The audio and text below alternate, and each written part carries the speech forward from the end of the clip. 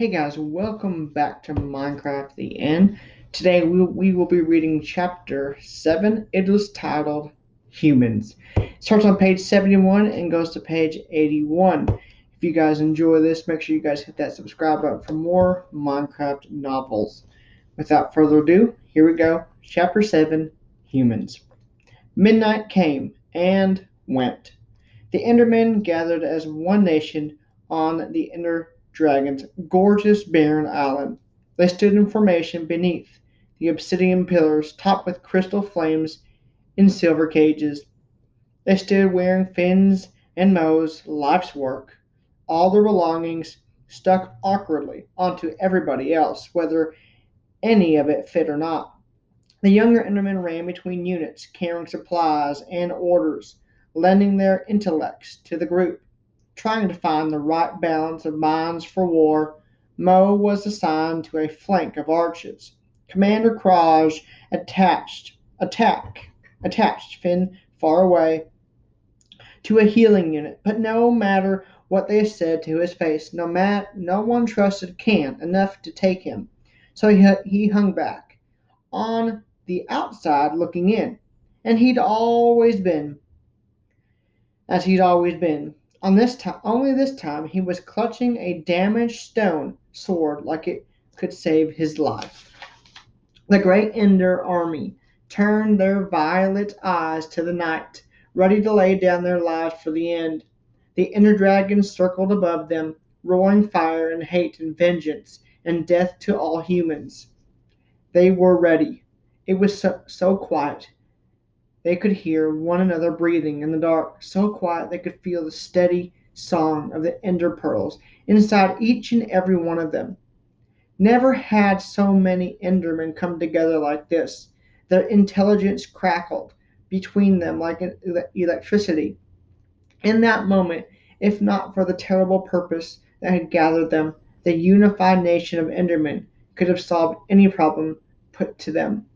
They could have invented any fantas- fantasical, fanta- fantastical machine if the wisest creature alive in the universe had asked them the most difficult, mystical, philosophical riddle. The Endermen could have answered it in 3 or 4 seconds. That was how clever they were when they were one vast end, which they never had been before, nor would be again. The air thrummed through it with anticipation. It was the kind of quiet that happens only before an incredible storm, before an unimaginable catastrophe, before war. And nothing happened. Eventually, everyone went home. People were hungry. They were tired. They were even a little bored. They just didn't know what else they were supposed to do. They had scheduled a war. If the humans had decided not to show up, the Endermen supposed that they won by default. But had they won? They couldn't be quite sure. The ship was deathly quiet when Mo and Finn and Can returned to it. They stood on the deck for a while, a little confused, a little upset, and a little, even though none, none of the three of them wanted to admit it, disappointed. It wasn't that they wanted to go to war. Wars were dangerous. You could die in wars. Bits of you could become separated from the rest, not just arms and legs either, souls, hearts, memories. But when you've gotten yourself hot and brave enough to do something and don't get to actually do it, there is a very strange hole left over where you so nicely stacked up all the bravery to begin with. Unfortunately, constant telepathy means never getting to completely hide how you feel. They knew they were all feeling some odd disappointment. They knew they all felt they shouldn't be disappointed that they weren't going to kill all the humans today. And yet the ship never stopped being as quiet as guilt. The twins faced the prospect of their empty home. They stared down to the shadowy hold. Torches flickered on walls. At least they hadn't taken those. Grumpo's box sat resentfully silent against the far back wall. Mo had somehow hoped that it would be magically full again. But of course it wasn't. The purple and yellow wood of the ship, wood they hadn't seen in years, practically shone in all the places where blocks and chests and boxes had protected it from dirt and footprints, except for the mountain of books the army hadn't wanted. It was unstuntingly clean. Like Grumpo, they hated it. Finn, Mo thought with a panic, we're poor. We don't have anything to eat. We don't have gold. We don't have anything. How are we going to live? Finn frowned.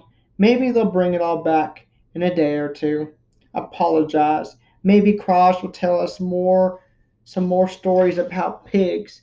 Pigs are pink, Ken thought distractedly. Finn nodded. So, they say. No, but I'm serious. What are we going to eat? What I mean is, what are we going to eat tonight? Right now? I'm starving. Can you eat books? Mo rubbed her dark belly. I suppose we can, but would it help? Are books nutritious? Maybe they have good fats or something? Don't you dare, Finn was shocked. Books were the closest thing he had to training in the Interdome, like the others. Learning, studying the enemy. They're all we've got left. Why don't we eat your egg then? At least eggs are food. Zombie horses are way more likely to have good fats. Yum, yum, yum. Mo raced to the corner where she hid her egg. She cradled it tenderly in her arms. She examined the crack. It didn't seem to have grown any wider while she'd been gone. That's so mean. Why are you being mean? If you touch my egg, I'll touch you. Finn felt bad immediately.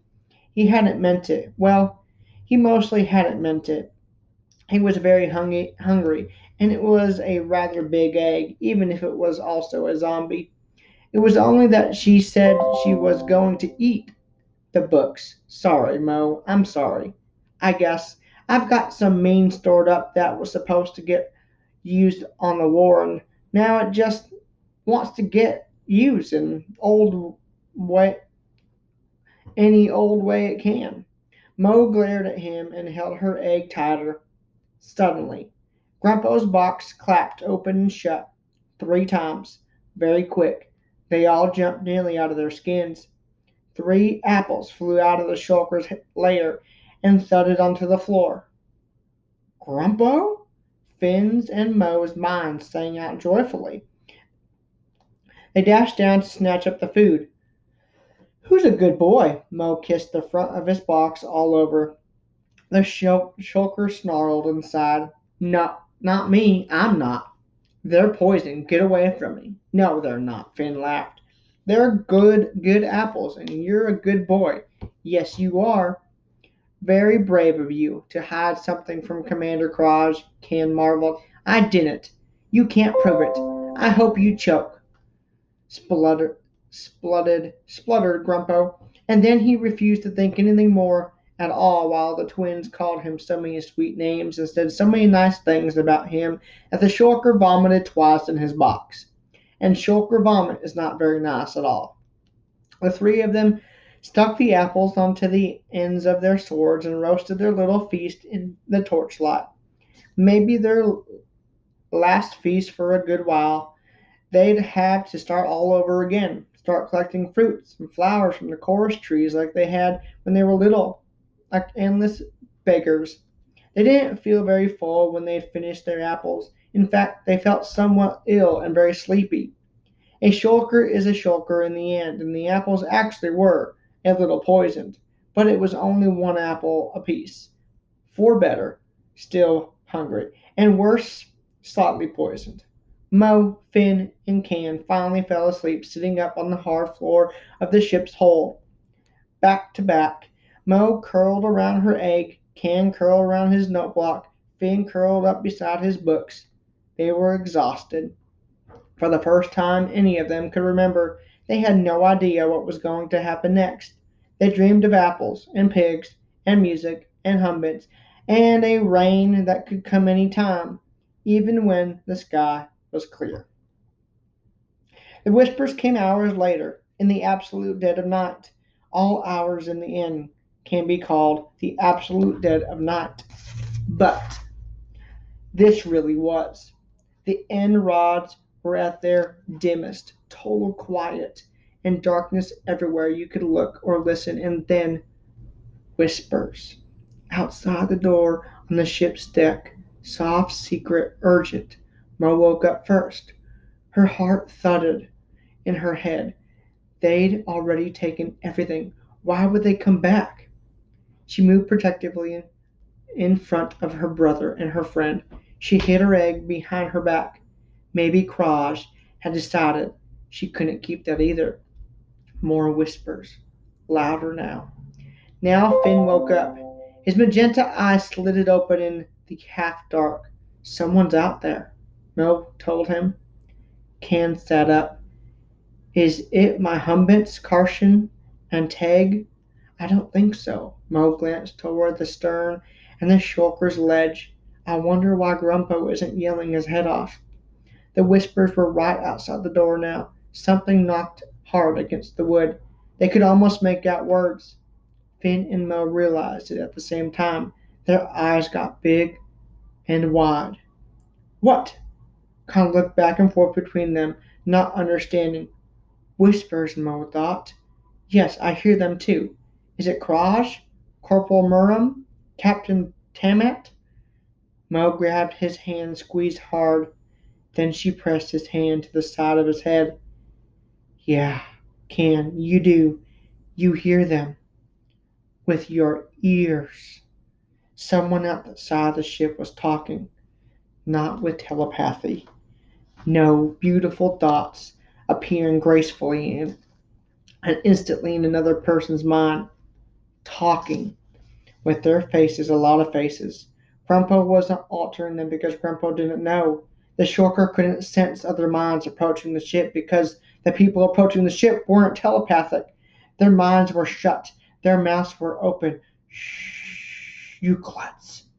Why? Afraid I'll startle the loot? It's another big dump ship like all the other big dump ships. Get in there. Kill the shulker. Open the chest. Grab Eltra. Get out. Lather, rinse, repeat. I don't know. It's creepy here. It's so quiet. Just be careful. We can go back to the dragon if you want. He wasn't quiet. You don't know it's a he. Oh my god. Are we going to raid this place or not? Fine. Fine. You first. Whatever. Gosh, you're such a baby, Rory. The Enderman stared at the closed door in horror. Humans. Here. Now. And they had no escape. The door slammed open. Four things poured into the ship. Blocky, hulking, squat, splotchy creatures. Their skin was all different colors when it should have been nice and slick and black. Their clothes were different colors too. One wore red, one wore turquoise, one wore green, and one wore yellow. And they were wearing clothes. Any kind of clothes. An Enderman's skin was skin and shirt and coat and trousers and armor all in one. They'd never seen clothes, ever. Chest plates, sure, but jeans and t-shirts? Finn and Mel didn't even know the words for those things. They didn't seem like they'd be much good as armor. What was the point of them? The human mob yelled and brandished their weapons. They hurled into Finn and Mel's private space. They're home, laughing, and swinging their swords crazily, barely even looking at what they might hit. The one in the turquoise shirt threw herself at Can. She held a diamond sword above her head and slashed it down toward him with a yodeling war cry. Sobbing, Mo hit the human hard in the stomach, knocking her back before she could cut off Can's head. Ugh, the human grunted. I hate these guys. So annoying. Oh, said the human girl in red. That one's got green eyes. Cool.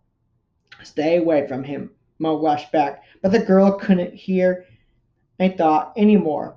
Then she could hear a memory. I'm fine, Can thought shakingly. She didn't get me. I've got my sword still. He groped behind himself for it and found the handle. Mo fixed and wicked human girls with a terrible gaze of the Enderman. Once an Enderman has her prey in her line of sight, nothing can stop her. An all-consuming berserker fury takes over, and it does not fade until the target is torn to pieces. But the girls didn't seem to notice that they'd been fixed with the terrible gaze of the Enderman. They whispered something to each other and ignored Mo completely. The boy in the yellow shirt ran up to Grumpo and started whacking his box all over with a trident. A trident! Finn couldn't help admitting it. He'd only ever found one, and Kraj had almost made off with it. Tridents were his favorite. He'd always hoped they'd find another one, but he never did. He charged the human in yellow, throwing himself between him and Grumpo. The trident hit him in the shoulder, in the knee, and glanced off his elbow, which somehow hurt worse than the others. Get out of the way, the yellow human snarled at Finn. I don't have time for you. Please leave us alone, wailed Finn. His arm hurt so bad. He kept trying to look at the boy in the eye, to fill himself up with all the powerful, undeniable frenzy that was the legacy of his people, his birthright. But the human didn't seem to care about legacies, and he couldn't hear Finn's thoughts. All the human could see was an Enderman flashing red with pain and rage, who didn't immediately charge him or bludgeon him to death. Grumpo was most certainly awake now. He was so angry, his thoughts couldn't even form themselves into words, just one long stream of hate, like a knife dragging through their heads. Kill it! Shrieked the shulker. What the actual heck? Said the human boy in green. There's there's a lot here, not even one chest. Worst boat ever. Cole, dude, are you really having trouble taking out a shulker? That's like a baby's first kill territory. Weak. Leave it alone. I think you're just bothering it now. Let's go, Jax. The girl in the red sighed. This is stupid and pointless. Somebody else obviously got here first. Yeah, sorry, guys. The girl in the blue shirt who tried to decapitate can apologize. We didn't know anyone else was raiding this far out. Our bad. I'm Rory. This is Jester. She jabbed her thumb back at her red friend. This big guy's Jax, and the shiny one's Cole. Who are they talking to? Mo thought wildly. She squeezed her egg to her chest. Somehow they made her feel better. This is the invasion? I don't know, panted heavily, his arms still burning in agony. He turned from one human to the other, his hands curled into claws, ready to fight again. Jax made a face. Kind of weird to just be hanging out here with an Enderman. But you do you, I guess, he said. Did you kill the dragon yet? If not, you're welcome to come with us. Once I'm looted up, I'm going to stab that boy in the heart. Hey, said Jester, snapping his fingers. Hello? Rude. Aren't you gonna say something? You can still talk with a pumpkin on, you know. Can's bright, beautiful green eyes widened. They are talking to me, he thought. I am human. I was human all along. They think I raided this boat, like them, like a normal human. But they think I raided this boat and tricked you into thinking I was a harmless Enderman. And I guess they are right. Can took a step the humans toward the humans. The look on his face was so horribly happy and sad all at once. He opened his mouth to talk, really talk. No silky, silent thoughts. Not any more. Real words. human words at least. Whoa, Jess, Cole called out. Look out! It's coming right for you! Cole lunged forward and swung his trident. It caught Ken on the cheek. The wound flared red, but it wasn't deep. The green-eyed Enderman stared at the humans, full of hurt and confusion. You guys should probably just kill him. The one called Jack said, sneaking around is pretty fun, not gonna lie. But it's easier just to be to clear the zone first thing. Don't worry. They won't even see you coming. They're too stupid to breathe. As long as you've got your pumpkin, you can kill them left and right, and they still won't figure out what's up. Finn and Mo just stood there, gapping. Grumpo was still screaming in their heads like he was trying to drown out the intolerable sound of humans talking. The place where they'd stacked up their bravery was cleared out. They didn't understand. Maybe they didn't want to understand. The twins grabbed each other's hands. Please just go away and let this not be happening, Finn thought. Maybe we're still asleep. Maybe the apples really were poisoned. Maybe Grumpo is a bad boy. Always knew he might be, Mo thought, her mind starting to break under the pressure. She held onto her egg. Her egg was solid. Her egg was real. The egg was love. The egg was life. Rory cleared her throat. Awkward. Anyway, Jax coughed. You two want to come kill a dragon? Us humans gotta stick together, you know. Us humans? Twins thought. Two? Can crumpled to the floor. Grumple's telepathic stream cut off sharply. Finn clung to his sister. Mo squeezed her egg as tight as she could, tight enough to make it all go away. The egg cracked. That wraps up chapter 7. I hope that you guys enjoyed, and if you did, make sure you hit that like button. I will see you guys next time.